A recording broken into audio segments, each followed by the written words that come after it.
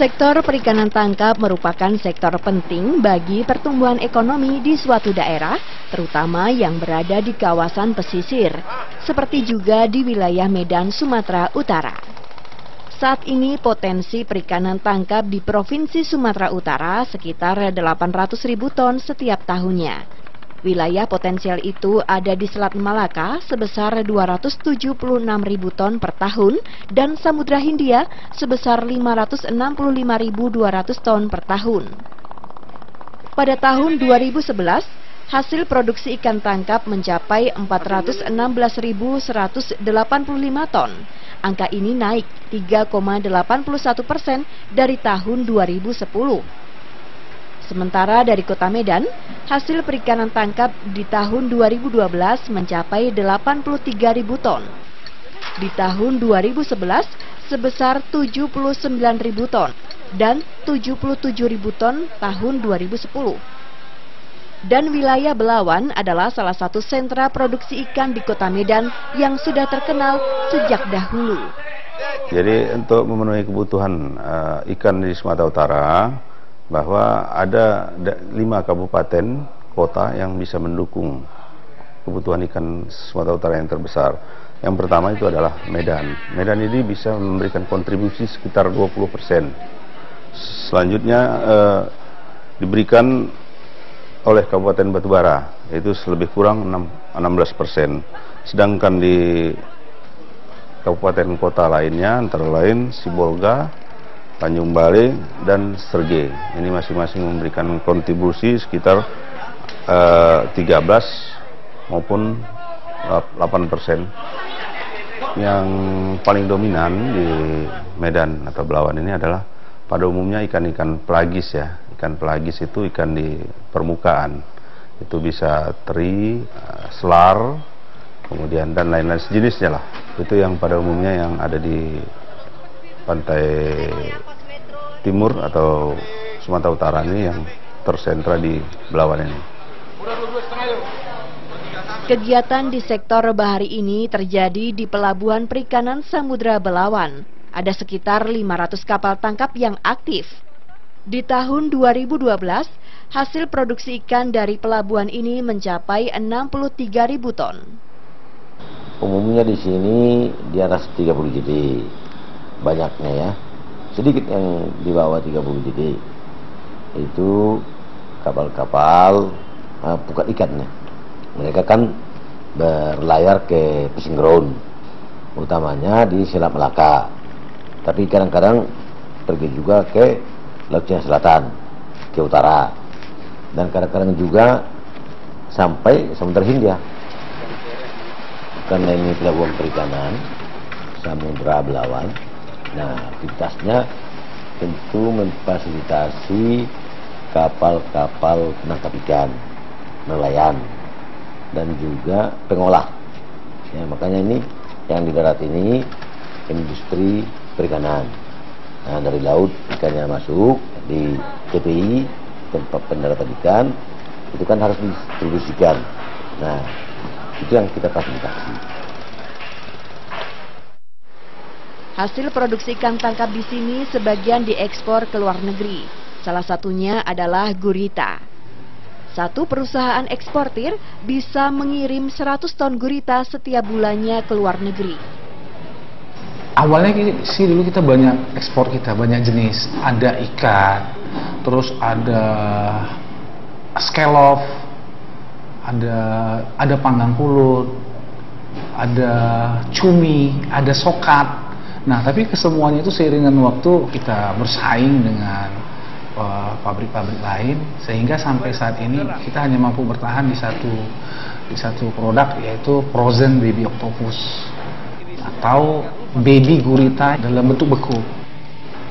Untuk mendapatkan bahan baku ekspor ini, kita udah ada beberapa supplier atau pemasok yang sudah kita tetapkan. Bagian dari ikan-ikan yang kita produksi dari Sumatera ini adalah kita ekspor keluar. Target kita mengekspor ikan ke luar negeri itu sekitar 62.000 ton tahun 2013 ini.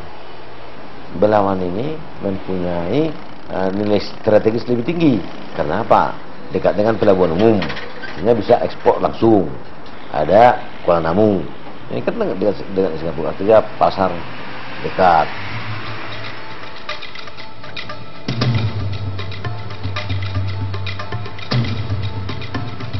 Kalau ini ke Australia, ke Rusia, ini ke China, ke Korea, ke Taiwan, umumnya negara-negara Asia, Bu. Aktivitas penangkapan ikan yang dilakukan perahu-perahu besar dari pelabuhan ini berlangsung di luar radius 50 mil dari pantai. Alat tangkapnya beragam, mulai dari pukat cincin hingga alat pancing tradisional.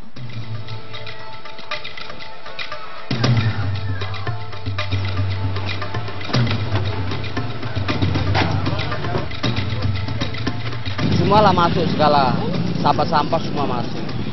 Kadang 10 ton, kadang 15 ton. Pokoknya semuanya 15 ton lah. Tempo sebulan itu. Di dalam perahu, ikan disimpan dalam es agar mutunya terjaga sehingga nilai jualnya tetap tinggi saat sampai di darat. Ya, dalam bak lah, polka. Dia itu tiap hari dikasih es.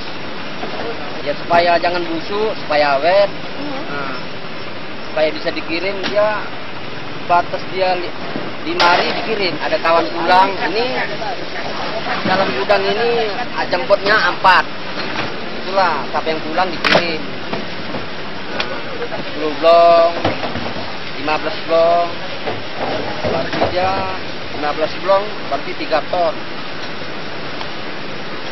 Industri sektor perikanan yang sangat berkembang harus diiringi dengan aturan hukum yang kuat, terutama di perairan Selat Malaka ini yang rawan dengan aksi penangkapan ikan ilegal.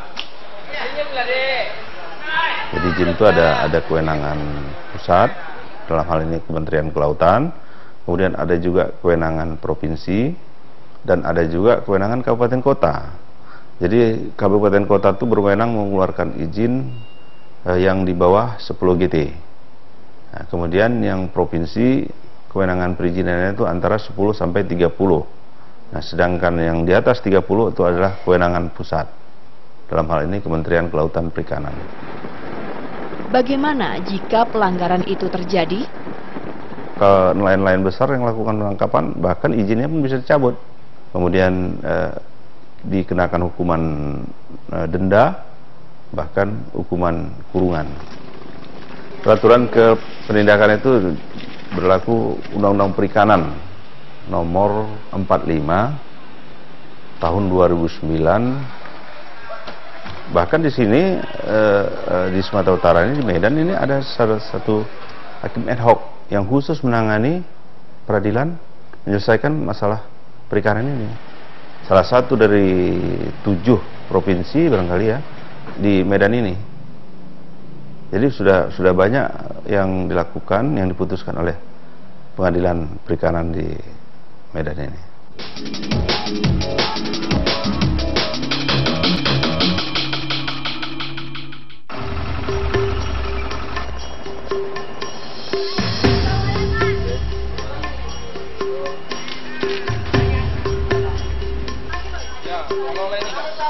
Ikan teri adalah salah satu jenis ikan yang cukup digemari masyarakat luas. Ikan ini memiliki nilai ekonomis yang tinggi. Meski ukurannya yang mungil, teri kaya dengan kandungan protein, mineral, vitamin, dan juga lemak tak jenuh. Ikan teri di Indonesia banyak diekspor ke negara tetangga seperti Singapura, Malaysia, Cina, dan Jepang. Di Kota Medan, salah satu lokasi yang menjual ikan teri adalah Pasar Sambu. Di sini para penjualnya menjual dengan harga eceran, mulai dari Rp60.000 per kilogram hingga Rp90.000 per kilogram, tergantung jenis dan kualitas ikan teri.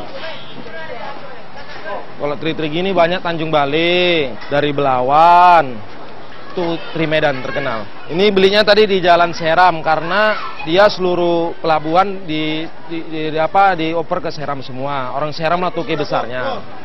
Biasanya satu hari mau sampai 100 kilo. Nah, tapi karena orang nggak ada ya 50 kilo. Nah, harga jual misalnya kalau teri toge kita beli 75, sama cecer kita untuk jual 72, beda 3.000 aja. Teri yang bagus harga jual paling murah sekarang 90. Teri toge yang super, dia besarnya rata. Kalau teri nasi, yang teri nasi sekitar 60-an. Harga jual ikan teri mengikuti kondisi cuaca dan musim. Jumlah tangkapan ikan teri akan turun di musim panas di bulan April hingga Oktober dan akan meningkat di bulan November hingga akhir Maret. Satu cuaca, satu memang ikan lagi kosong. Ikan teri sama kayak cabai, lagi banjir murah, nah, kan gitu. Kalau lagi kosong mau pasaran naik 3. Mau sampai 100 lagi, pernah sampai 120, ratusan, pernah. Kalau ikan teri standar dia kalau paling mahal, teri nasi pun 60 udah paling mahal. Ikan teri Medan cukup populer, tidak hanya untuk masyarakat Medan saja. Sejak puluhan tahun, ikan kecil ini sudah menjadi primadona. Rasanya yang khas dan dapat diolah menjadi berbagai bentuk makanan, membuat ikan ini makin digemari.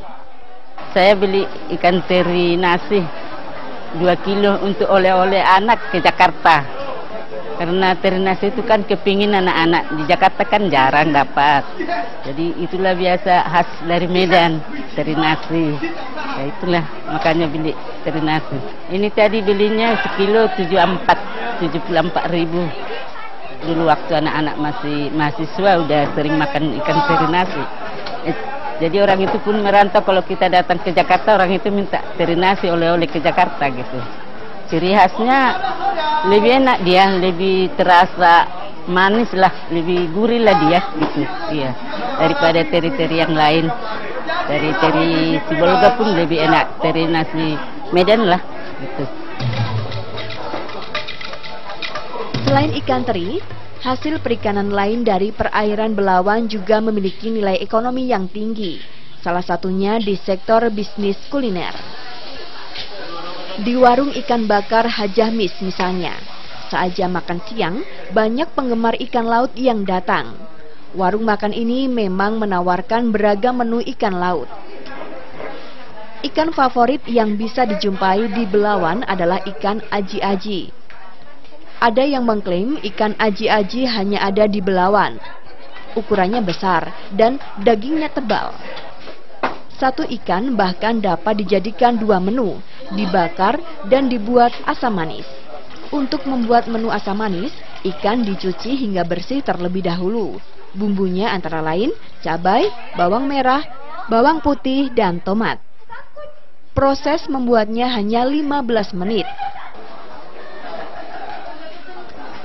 Sudah dibelah, direndam sama air garam, baru dituntas, udah tuntas masukkan tepung.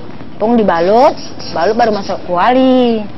Jadi udah masak, sekerasnya lah, masaklah dia masak. Dia siap masak, baru masukkan asam manis, kuali asam manis tadi, baru masuk piring, itu aja. Itu mantap, orang suka aji-aji memang. Mantap, dagingnya lembut, dibikin asam manis, lembut. Digoreng pun lembut, orang suka aji-aji. Asal kemarin makan aji-aji ada. Itulah, itu memang mantap ikan yang nomor 1. Setelah matang, ikan aji-aji asam manis dan bakar terhidang di atas meja, siap untuk dinikmati. Dari teri Medan yang melegenda, hingga ikan aji-aji yang memanjakan lidah Anda. Kawasan Belawan dan Kota Medan memang jadi bukti kekayaan potensi laut yang tak habis untuk digali. Kekayaan yang sangat tergantung pada sederhananya kampung nelayan terapung seperti ini.